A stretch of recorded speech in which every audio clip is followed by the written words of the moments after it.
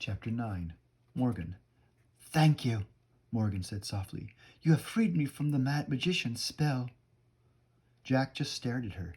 "You were Peanut?" Annie said. Morgan nodded and smiled.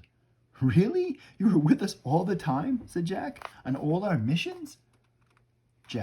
Morgan nodded again. "Why did we have to go on this mission to find a mouse?" said Jack. If you were always with us." "To break the spell, we have to be on the moon," said Morgan. "You could have broken it the minute we arrived." "Oh, that's what you were trying to say," said Annie. "We didn't have to leave the moon base at all." Morgan nodded, smiling.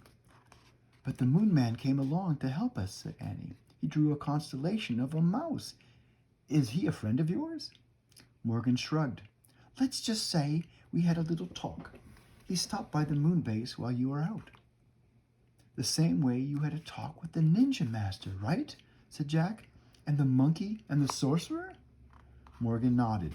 "I always squeaked to the ones who helped you." "But how did they understand you, a mouse?" said Jack. Morgan smiled again. "Certain wise ones understand the language of little creatures," she said. "I bet it was you who turned the pages of the book," said Annie, "to show us where to go next." Morgan nodded. "But who turned you into a mouse?" said Annie. Morgan frowned. "A certain person who likes to play tricks on me," she said. "His name is Merlin." "Merlin?" said Jack. "The greatest magician who ever lived?" Morgan sniffed.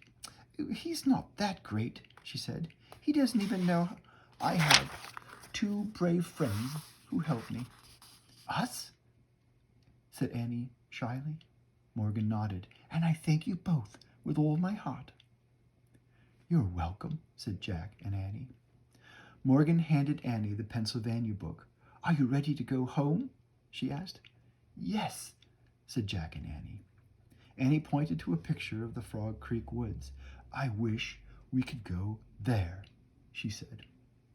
The treehouse started to spin. It spun faster and faster and faster. Then everything was still, absolutely still, but only for a moment.